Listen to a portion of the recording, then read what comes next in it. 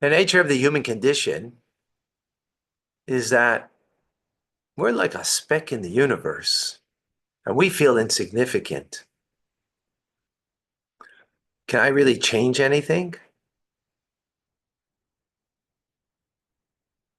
We see when it comes to politics how difficult it is to change. As much as someone might try, it's not so easy. And even to change yourself, how difficult is that? We all have a temperament, not so simple. We have behaviors, not so easy. So it'd be very easy to feel helpless, very easy to feel a victim of a mass world. And because of that natural victimhood, that, the world is just too great and too massive and beyond me, of course, I'm going to naturally then feel victimhood when someone starts up with me, does something negative towards me. That's the human condition. Are we destined only to experience and to live in the limitation and the darkness of the human condition? Or are we able, or can we, is there a, a hope to rise above it? Welcome to Tanya Today. I'm Rabbi Ronnie Fine, coming to you from Chabad Zichron Kadeshim in Montreal, Canada, where it's a privilege and a pleasure to share with you the Tanya. Chapter 35 told us that a simple action of God's mitzvah connects us and brings the Shekhinah, the divine presence of God, encompassing us in the act of the mitzvah. The mere act of the mitzvah. It's God's mitzvah, it's His thing, it's what He wants. And what He wants is one with Him. And therefore, when we do what He wants, we're one with God in the act itself, in the moment. Not because we, became lofty spiritualists, because we did the action that God desires.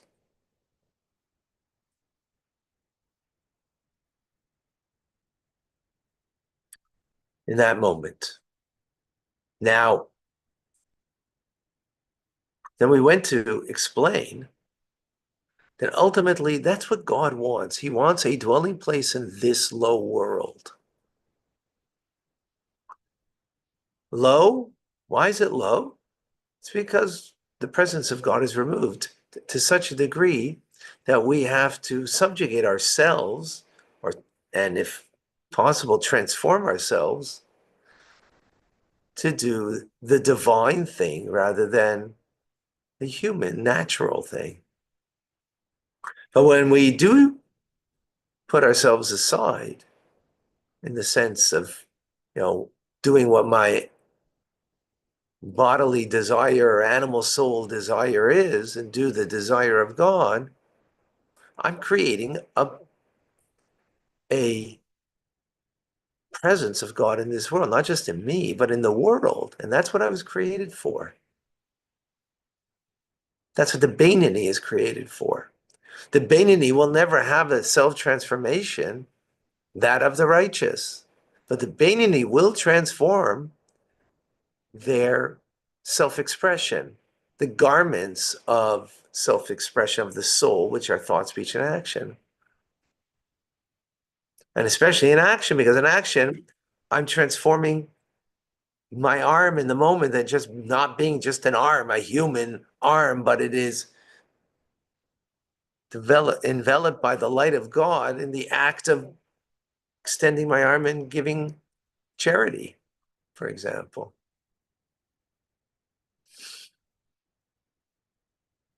So the ultimate purpose is this dwelling place of God, that which will be ultimately fulfilled because we are progressing towards that, believe it or not. Sometimes you look at the news and you think, oh, maybe not.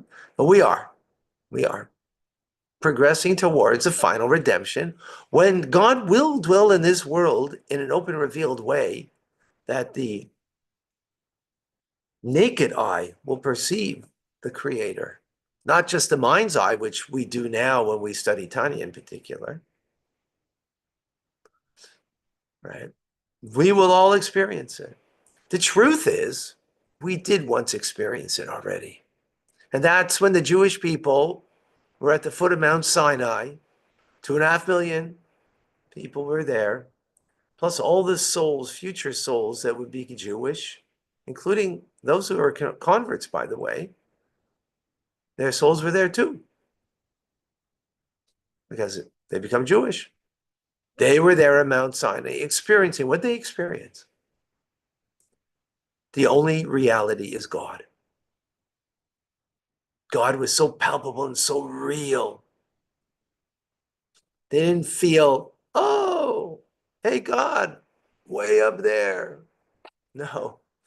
In all corners, in all the physicality of this world, screamed out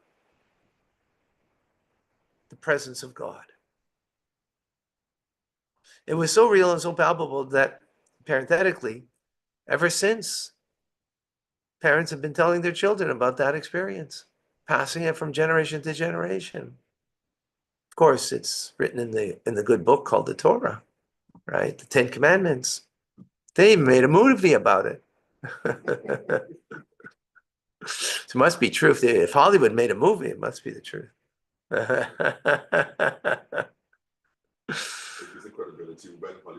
Exactly. Yeah.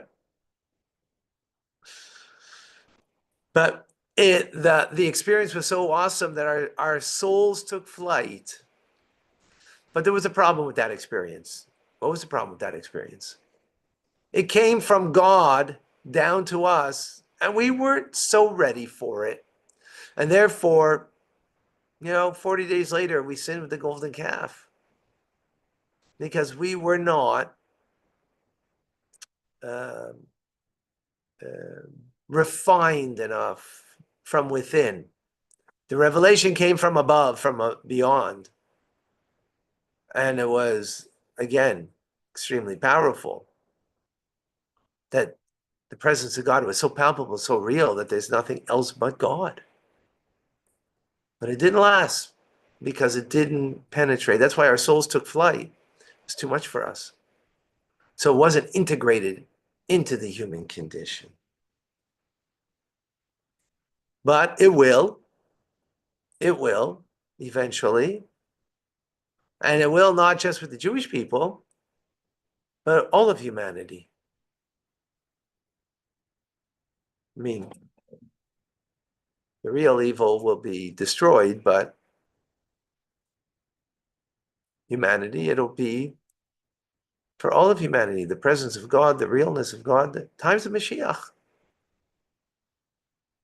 But this ultimate perfection, now we begin chapter 37, says Yalter Rebbe, this ultimate perfection of the Messianic era, times of Mashiach, right, when will be revealed the Ein Sof light, the infinite light of God in this physical world, says the Alter Rebbe. This totally b'maseinu b'avaseinu kol zman meshech hagolus is dependent on me and you in our actions, in our divine service throughout the time of exile, since the destruction of the Holy Temple, right? And that makes it unlike Mount Sinai. Mount Sinai got initiated. And we were just there for the ride, if you will, the experience, and to accept. But now we're not there for the ride. We're the riders. We're the ones that are making it happen. It's totally dependent on us to bring the Messianic era. God brought the revelation one time. Now it's up to us.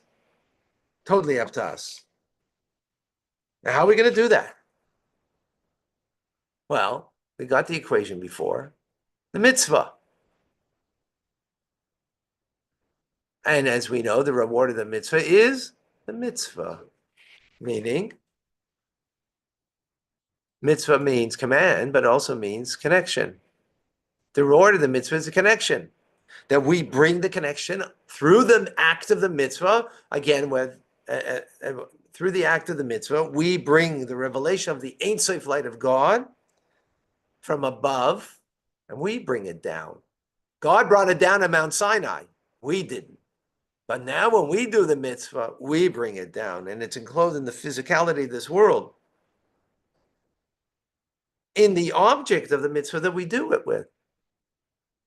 What does that mean? So before I take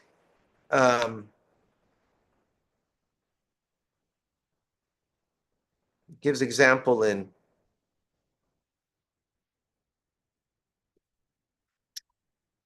animal, vegetation, and inanimate.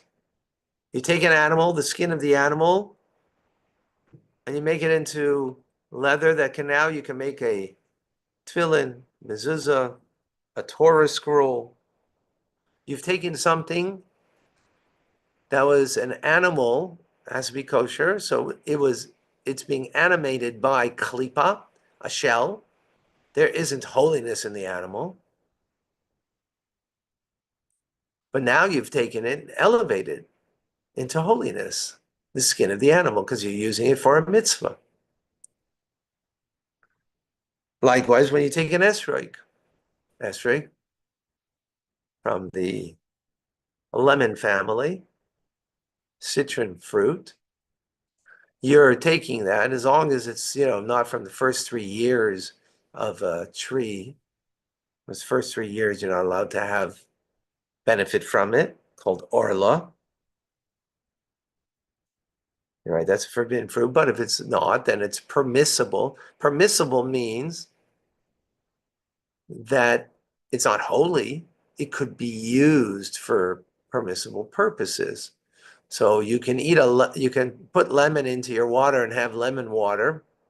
Some people say very healthy. That's permissible, but it's not a mitzvah. But when you take a citron fruit called the esrog and you use it during the holiday of Sukkot for the mitzvah of the 4 kinds, then you're taking that vegetation, the vegetation world, and elevating it to holiness. And you're taking it something that its vitality prior was klipa's noiga, was a klipa, a shell, a permissible shell, but it's covering over godliness. Well, when you do it, use it for a mitzvah, the godliness is revealed in that physical object. In the hide of the animal, in the citron fruit, godliness is real in the object. We're not saying through the object, you bring godliness into this world. No, no, no, in the object. That's very important. In the material world. Because ultimately, what we want to do is perceive the presence of God and the dwelling place of God in the material world. So we have to use the material world as a holy end. Like in the esrog. And likewise, with money. Money that some people say is the root of all evil. Or you could take that which is klipa, the shell that's covering over money. That's permissible. Money is permissible to use, right? To buy food and pay your mortgage and all of that. But that's not holy, right? That's doing your thing. But when you take money and you do God's thing with it, you gave to charity. That's his mitzvah. It's his command. Now, you might want to do it, you might like to do it, but ultimately, it's God's thing that he wants of us to do. So now you're taking this inanimate object that that has vitality to it, even though it's inanimate, God's giving it existence. He's giving it existence through klipas noiga, this shell that covers over. Not completely evil, right? Not like bacon, right? For a Jew to eat. It's completely negative force. But it is a negative force in the sense that it doesn't exude the holy, the godly. Right? And therefore that's why it could be used for a negative way. And you could just, use it for your power trip money. Or you could eat it, use it to buy food to eat in a gluttonous fashion, further concealing the presence of God. Or you give it to charity. The object of the money becomes now elevated, right? That's important. It becomes not just you. Furthermore, when you fulfill the will of God, right? So, as we said, when you're fulfilling the will of God, now you've taken this object and now you shed its shell, reveal its true nature, God, God's animation, and it's becoming elevated. Similarly, is my animal soul that vitalizes my body and my limbs, right? That gave me the power to do the mitzvah. I extended my hand. What gave the power to extend my hand? It was my animal soul, is what gives me the power. That animal soul, its vitality is klipa, a negative force, right? Until I now use it for the sake of a mitzvah to connect to God. So now the limb in my body is absorbed by the will of God in the fact that I'm fulfilling his will. The limb, the animal soul, obviously the divine soul, are now bound up with God himself. Even when we study Torah like we're doing now, even though it's not a physical act, but speech, our sages say, is a minor form of action. So my speech and what I'm saying now is absorbed, right? Speech could be, you could talk about the weather. There's no godliness there. I mean, we're not, it's okay to speak about the weather if you need to talk about it so you know what to wear, right? Fine. Oh, it's going to be cold out, so you need a jacket. It's going to rain, so you need this. But you're not revealing inherently godliness. But when you use your speech and you're saying words of Torah or prayer to God, and you move your lips, utter a word, because when you pray and you don't utter the word, it's not considered prayer. You need to verbalize it. It needs to come, a breath come out of your mouth when you're praying. You're learning, not necessarily, but for prayer you do. And as we said, our sages say that verbalization, speech, is a small action, if you will. Meaning, the power for me to pray is coming from my vitalizing animal soul. So it too now becomes absorbed in God. And the more I'm into it, the more I'm into my prayers and verbalizing, the more I'm into my learning and my whole being is into it, the more of that energy of the animal soul that's giving me the energy is absorbed in the divine light of God and bound up in one with God and absorbed in that light. That's why our sages say, if Torah abides by all the 248 limbs, it's preserved. You know, forgetfulness. Where does that come from? Not so important. So you forget. Not so important. That's klipa. That's hiding on the divine connection. But when you study or you pray and it's real for you and it's authentic for you, then you're truly invigorated by it. As I hope you are now invigorated by the learning that we're doing, that all of your limbs are kind of engaged. Doesn't mean you have to, you know, but that's, by the way, why shuckle, the idea of shuckling when you pray or even when you're learning, right? Because you're into it. But you don't need to do that, but that's the idea, right? Of the shuckle, of the movement of the body, because the whole body gets into it and enthused in the mitzvah that you're doing. So you express even more holiness, right? Again, you can be completely enthused into it and you don't have to be moved physically. But the idea of it is that when your complete energy is in all of the limbs of your body, when you're studying Torah, you won't forget what you learn. A lesson from me. To be into it as much as I'm into it, not to forget. Because something that makes an indelible mark, we don't forget. Unfortunately, we live in a world that only something that's traumatic, we don't forget. That's klipa. That's negative. That's the power of the animal soul, not the godly soul.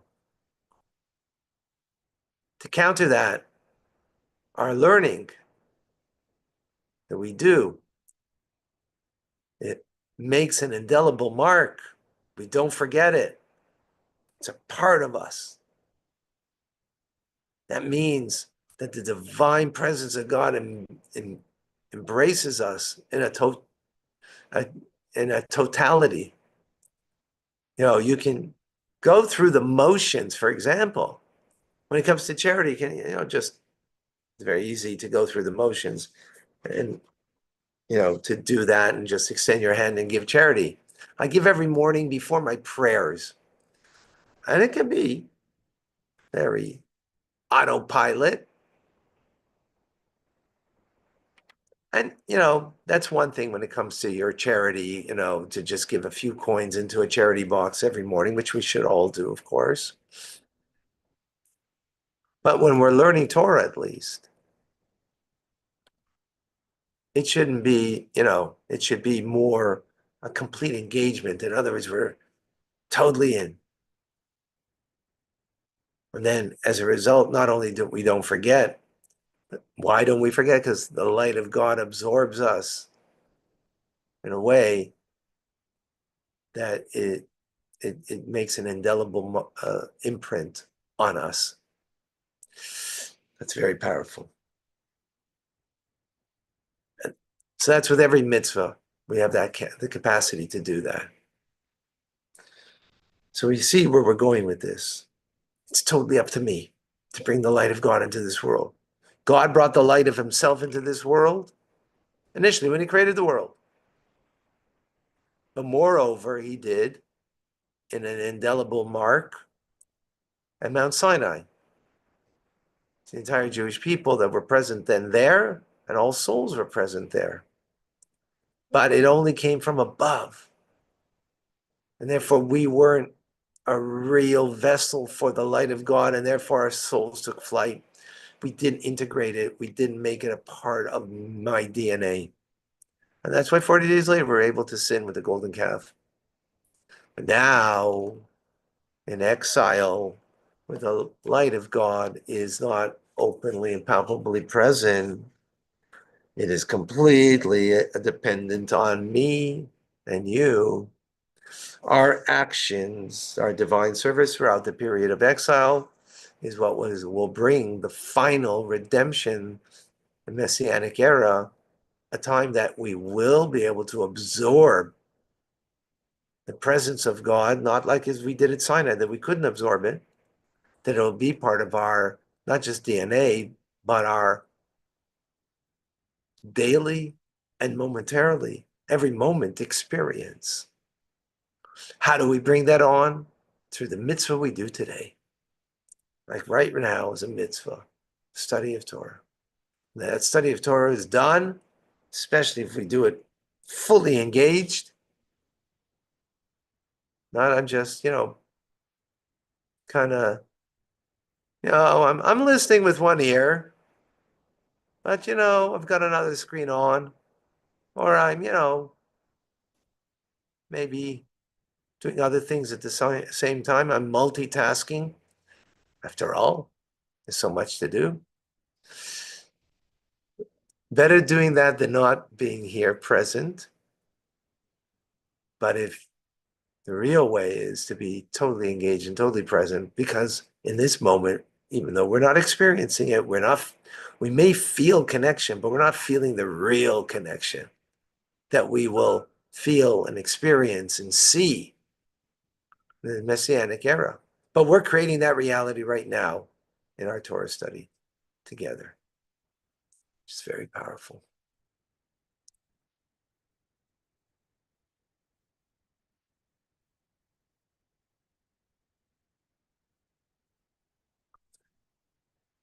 The Vida, you tend to shuckle during the Amida. Is that okay, or should I physical body not being moving, totally absorbs in the reading of prayer to Hashem? So whatever works for you, that you are more engaged, do that. Do that. The Rebbe himself didn't move. They tell from the Rebbeim that they didn't move, and yet they sweat. Some of them actually sweat so much because they were so absorbed in the prayer. But that's a Rebbe. So whatever makes you more, focused, connected, sensing and feeling your connection to Hashem, do that. Okay.